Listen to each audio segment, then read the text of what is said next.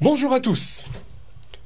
Dans une semaine, en lisant la Haggadah de Pessah qui retrace la sortie d'Égypte, nous célébrerons avec le Seder la libération du peuple juif de l'esclavage. Pendant 8 jours, nous ne consommerons pas de nourriture levée, mais de la matzah en guise de pain, des plats traditionnels, des spécialités, et pendant les repas du Seder, nous boirons 4 coupes de vin.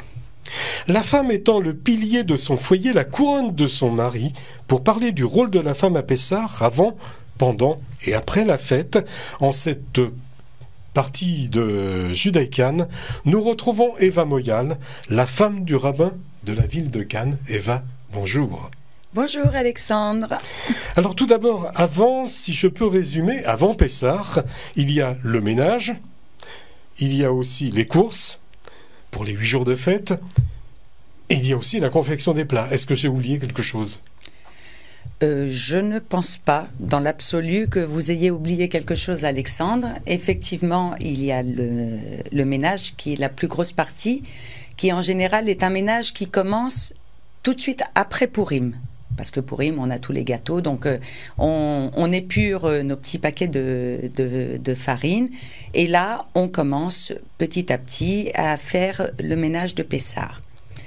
Est-ce que vous savez en quoi consiste ce ménage de Pessah? Parce que je vois ma femme.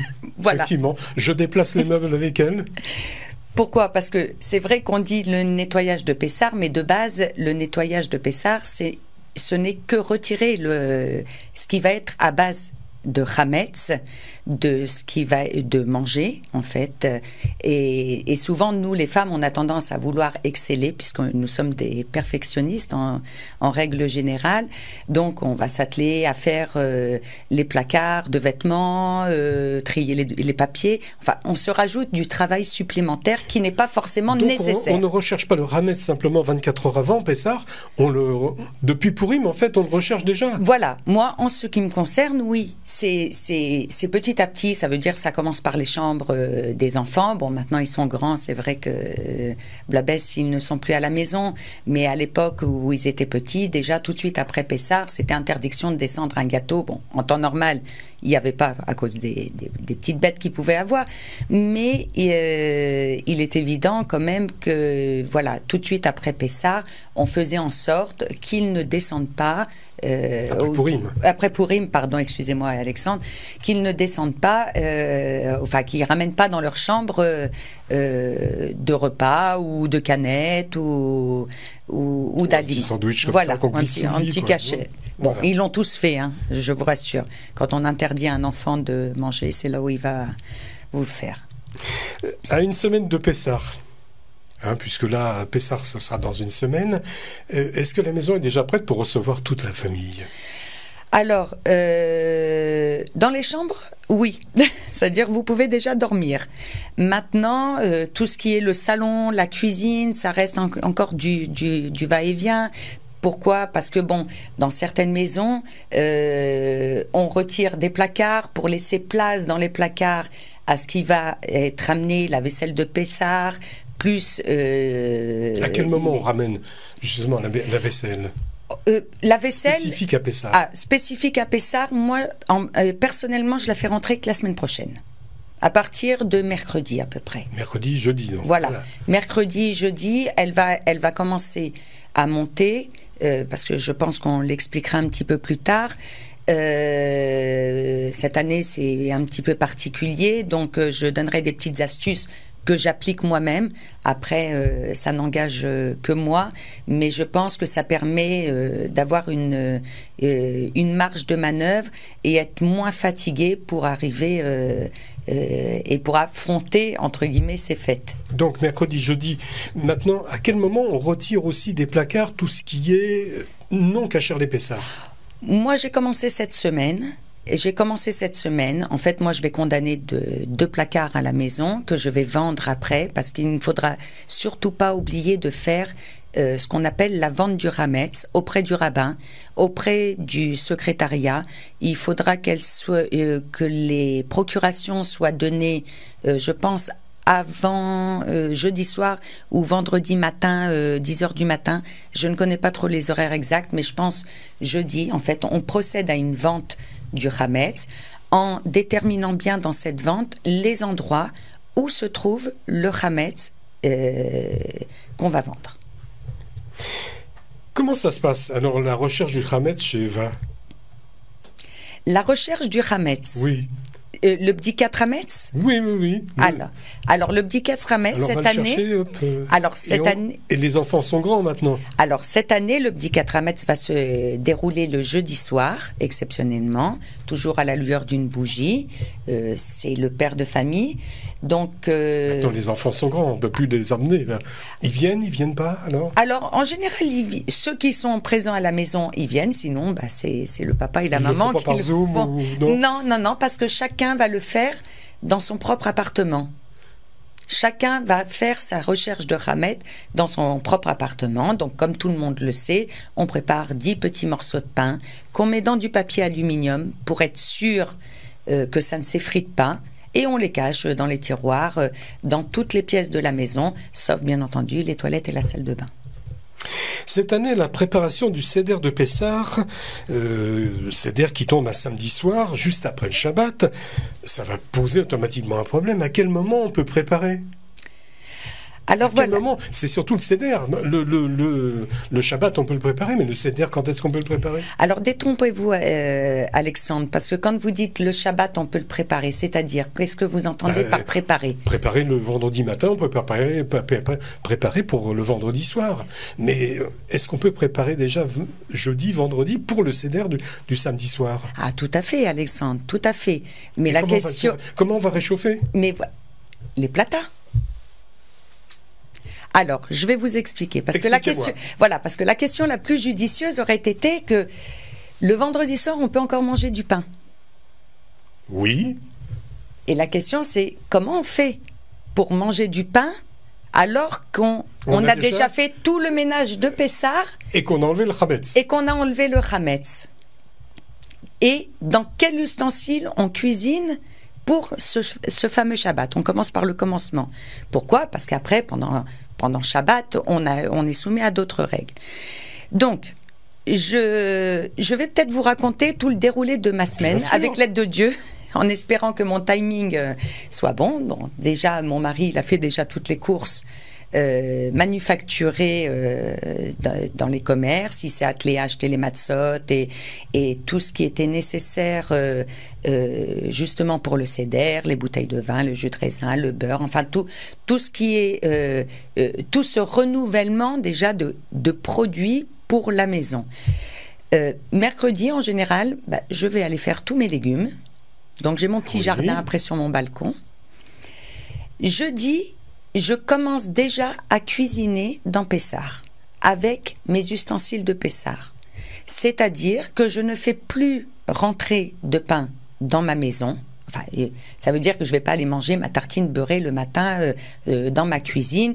Si je veux la manger, souvent, et c'est le cas des 3/4 des personnes, ont ce souvenir d'enfance de manger son pain beurré ou sa tartine avec de la pâte sur la terrasse ou à l'entrée de la maison ou sur les marches des escaliers de la maison. Ce qui était notre cas à nous, où jusqu'à la dernière minute, on mangeait sur le palier jusqu'à ce qu'on n'ait plus le droit d'en consommer. Donc, jusque-là, il n'y a pas de problème. Je cuisine tous mes repas, donc, en kasher les Pessah, où je mets moi dans des barquettes ou dans ma vaisselle pour kasher les Pessah, etc.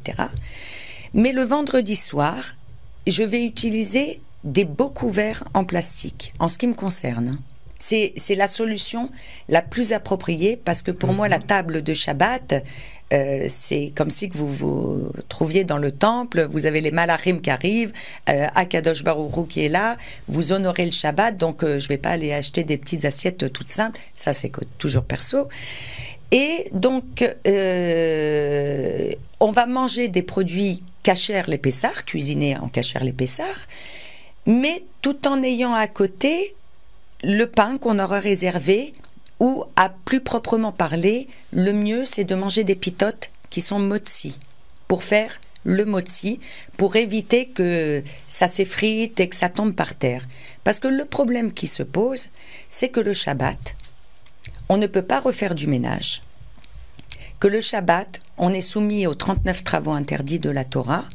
Donc, il y a beaucoup de choses qu'on ne peut pas faire. Donc, le fait est, c'est que même si vous avez des petites miettes, vous prenez la nappe avec vos assiettes, après vous jetez tout dans un sac poubelle, vous mettez un petit peu d'eau de javel et le lendemain, vous jetez la poubelle à l'entrée de votre maison, puisque vous ne pouvez pas porter Shabbat, puisque ça fait partie des 39 travaux, et le sac poubelle que vous ne sortirez que quand il vous sera autorisé de le sortir et de pouvoir porter. Alors maintenant, je comprends pourquoi vous allez manger sur la terrasse ou directement dehors. Voilà, sur le perron. Maintenant, en l'occurrence, Shabbat reste Shabbat. Donc moi, je vais manger à ma table de Shabbat. On fera en sorte que vraiment de manger le strict minimum pour le motzi, pour éviter justement que je ne vais pas faire de gâteau, particulièrement comme on a l'habitude à la fin du repas dans le petit dessert. On va s'en tenir au strict minimum pour éviter les gros dégâts. Mais voilà, tout sera kasher les Pessah, mais mangé dans des assiettes en plastique pour permettre d'accompagner le repas avec le motzi. Très bien, voilà, maintenant c'est exactement ce qu'on va faire. Pessah se passe au matin du 8e jour, qui sera donc le dimanche 4 avril. La fête se termine à 20h45. Eva, le dimanche, qu'est-ce qui reste encore à accomplir pour Pessah ? Alors, je voudrais juste revenir sur une petite question qui a été posée, mais sur laquelle vous n'étiez pas revenu, Alexandre. Le Seder, c'est samedi soir. Et vous m'aviez posé la question... à laquelle je n'ai pas répondu, mais comme vous êtes passé directement au 8e jour, j'ai dit il m'a manqué quelque chose. Comment on prépare le Seder de samedi soir alors qu'on a le Shabbat avant? Comment on le fait réchauffer? Donc, alors, il faut savoir que dès qu'on a fait Mincha, le Shabbat, on n'a pas le droit même de faire de la vaisselle qui va nous servir entre guillemets pour le chol, pour le profane en temps normal. Il en est pareil puisqu'on ne peut pas faire de travaux interdits le Shabbat. Donc nous allons attendre la sortie de Shabbat, seulement la sortie de Shabbat, et là on mettra la vaisselle de Pessah. On a le droit, il y a un petit laps de temps où on a le droit de le faire alors. Non, vous avez dit quelle heure? 20h La fête se termine à 20h45, donc le début, la fin de Shabbat, ça doit être quelques minutes avant, voilà. 5 minutes avant. Donc mettons. À 20h45, vous pouvez déjà vous activer, vous mesdames ou messieurs, bien entendu, vous activez à mettre la table, à mettre sur la plaque chauffante votre plat que vous avez bien entendu cuisiner avant Shabbat, puisque donc il sera simplement que réchauffé sur la plata. Et il sera simplement réchauffé sur la plata. Vous préparez vos salades, mais en général, déjà le samedi soir, on ne mange pas trop. Et pourquoi on va manger beaucoup plus tôt le samedi midi? C'est pour nous permettre d'avoir faim pour pouvoir manger les kazaïd de matzah et boire nos fameuses 4 coupes de vin. Bon, pour moi, ça sera du jus de raisin, mais ça ira. Ou jus de raisin, oui, c'est vrai. Donc, on en vient maintenant après Pessah, le dernier jour de Pessah, le dimanche. Alors, qu'est-ce qu'il vous reste encore à accomplir juste avant que Pessah se termine? Pas grand-chose, à vrai dire. Et à quel moment on commence à préparer la mimouna? Donc, et pas grand-chose, justement, parce qu'on est toujours dans la fête. Donc, étant dans la fête, si ce n'est la vaisselle du midi qui a été préparée, qui a été nettoyée et rangée, on est automatiquement obligé d'attendre la sortie de la fête. En général, il faut attendre que le rabbin rachète le chametz des gens. Il faut compter à peu près une demi-heure, 3/4 d'heure, le temps qu'il fasse ce rachat-là, pour commencer à préparer la mimouna. Donc 20h45, ce qui fait que vers 9h30, 9h30 à peu près, grosso modo. Donc on peut préparer. Alors, la mimouna, comment ça se passe? Qu'est-ce qu'on fait? Qu'est-ce que vous faites à la mimouna, vous? Écoutez, Alex. C'est vrai que j'avais participé. Voilà, écoutez, Alexandre, on a eu des très belles années de Qu'est-ce que vous allez faire cette année? de Mimouna. Et Et j'aimerais bien revenir un petit peu sur l'année dernière qui était un petit peu spéciale. Festive, bon, hein. non, spéciale l'année dernière pendant le confinement où la planète entière était confinée. Et comment on avait fait la Mimouna.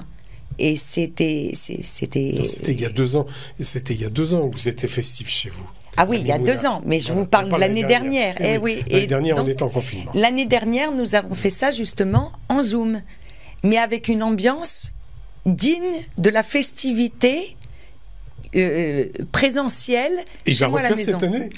Alors ça, David ? je sais pas. Alors vous savez que chez nous, c'est en fonction de, c'est tellement spontané que les idées arrivent comme ça. Peut-être que je ferai une distribution de mofleta. Les gens ils viendront juste en bas avec leur masque et pourquoi pas. Et pourquoi pas. On peut faire ça.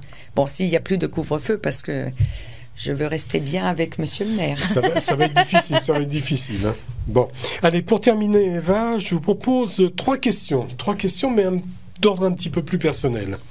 La première, comment vous pourriez définir le rôle et de la place de la femme de rabbin dans la communauté ? Alors, déjà, je le dis souvent, une épouse de rabbin n'est pas rabbin. Elle est son épouse, au même titre qu'un médecin, il a une épouse, elle n'est pas forcément sa secrétaire ou forcément son médecin, mais l'épouse de femme de rabbin elle doit donner l'exemple quand même. Et alors, j'aime pas qu'on parle de donner l'exemple, parce que moi, je garde quand même ma personnalité. Les gens qui me connaissent savent très bien que j'ai ma manière de penser, que je dis ce que je pense et je pense ce que je dis en général. Mon cher Alexandre, c'est quand même mieux. Mais c'est mieux d'être dans sa peau que celle dans la peau de quelqu'un d'autre. Tout à fait. Ce qui n'est pas forcément évident parce que ça ne plaît pas à tout le monde. Mais bon, après là, on va rentrer dans un domaine psychologique, Alexandre, qui serait, il faudrait une émission un peu plus complète pour parler de cela. Mais je définirais le rôle de la femme du rabbin plutôt en complémentarité au rabbin. C'est-à-dire que certaines femmes, par exemple, vont plus se confier à la femme du rabbin sur certains points que forcément au rabbin, parce qu'il y a d'ordre intime, je m'occupe du mikvé, par exemple. Donc, et puis, la femme du rabbin est souvent plus accessible au niveau temporel, parce que le rabbin, il est débordé, il ne peut pas répondre à tout le monde. Ça veut dire que c'est comme si que je faisais c'est pas un tri parce que c'est pas bon, c'est pas le bon terme qu'il y a. L'intermédiaire peut-être. Voilà, plus l'intermédiaire et déjà donner des éléments de réponse et de juger si il est nécessaire d'aller jusqu'au rabbin pour soulager le rabbin qui par ses charges communautaires et vous le savez très bien sont très prenantes. Et il a très peu de temps à consacrer pour lui-même déjà. Et donc, ça permet de faire un petit tampon comme ça entre le rabbin et les femmes de la communauté. Eva, être femme de rabbin, c'est facile à porter ? Pas du tout. Alors bon, Alexandre, vous connaissez mon parcours. Moi, je crois qu'on m'a frappé un peu, j'ai été bercée un peu trop près du mur, hein, bien entendu, parce que, voilà. Ah, vous n'avez pas le front plat. Hein. Ça va. Bon. Mais voilà, parce que j'ai vu ma maman, puisque, mon papa était le grand rabbin de Troyes, donc ma maman était épouse de rabbin. Et je m'amusais toujours à dire à mon père, on est quand même 10 enfants dans la famille, et je disais toujours à mon père, papa, j'épouserai jamais un rabbin. Il me disait, ma fille, ne dis jamais, Fontaine, je ne boirai de ton eau. Mais bon, comme Akadosh Baruch Hu, il a énormément d'humour avec moi, c'est-à-dire ça, on pourrait faire aussi une autre émission sur ça, l'humour de Dieu. Non seulement j'ai épousé un rabbin, comme mon père, marocain comme mon père, mais qui est né le même jour que mon père. Donc, même Oui, oui. Ah À oui, moi mais seule, c'est- je suis une institution, mon cher Alexandre. Qu'est-ce que vous voulez que je fasse? J'y peux rien. Non, mais voilà. Donc, je sais que je Comme vous. Obélix, ça vous êtes tombé dedans quand vous étiez Voilà. enfant. Et donc, c'est pour ça que je vous dis, quand j'ai été bercée un peu trop près du mur et tout. Non. Et pourquoi? Parce que, en fait, si vous voulez, pourquoi c'est dur d'être une femme de rabbin? Parce que d'abord, on ne le choisit pas. Et les gens pensent beaucoup que, voilà, on s'attribue un titre, qu'on a un orgueil peut-être démesuré, qu'on a une place qui ne nous appartient pas, mais je pense que c'est plus les gens eux-mêmes qui ne se retrouvent pas dans leur propre place et qui vont faire en sorte de... parce que... de prendre, mais bon, ça serait un peu peut-être mal placé pour moi de le dire, mais de prendre le rabbin comme un père spirituel, la femme du rabbin comme une maman, bah, quand ça va pas avec maman, on va se plaindre à papa. Et donc, en fait, ça devient des repères pour les personnes de la communauté qui font en sorte que qui font en sorte que des fois on ne nous accepte pas. Alors justement. Alors c'est pas de la jalousie forcément, parce que ça serait prétentieux de le dire, parce que moi je le dis ouvertement, comme je l'ai expliqué, je n'ai pas choisi ma place, elle est là ma place. Moi je sais que j'ai quelque chose au fond de moi, j'aime donner, j'aime partager, ça c'est inné parce que c'est l'image que j'ai eue de mes parents, donc automatiquement, je vais retransmettre cette image-là, mais cette image-là est dérangeante parce que on ne peut pas forcément la comprendre. Ça veut dire que tout ce qui est fait pense que c'est fait avec du zèle, et c'est très dur de trouver sa place en tant que femme de rabbin. Donc, aujourd'hui, j'ai trouvé ma place, mais en tant que femme juive. Et non pas en tant que femme de rabbin. Non, parce que tout le monde me connaît sous Eva, voilà. Je suis l'amie, certes je suis l'épouse du rabbin, mais les gens sont avec moi ou me parlent avec moi, mais sans un intérêt quelconque, sans avoir forcément besoin du rabbin. Ça veut dire que il y a ce respect, mais d'ami à ami. Et pas parce que je te respecte parce que tu es la femme du rabbin, parce que souvent, même en étant la femme du rabbin, on ne m'a pas respectée. Donc voilà. Merci Eva pour votre sincérité, votre franchise. Et puis par avance, Chag Pessar Sameach. Pessar Kacher Vesameach, mon cher Alexandre, c'est toujours un plaisir. Hein. Donc on a d'autres émissions en cours de route alors. Absolument. Il y a d'autres fêtes qui arrivent bientôt. Non, mais pas forcément. Hein. Voilà, on peut parler de plein d'autres choses. En tout cas, merci Alexandre. C'est moi qui vous remercie beaucoup, Eva. Merci.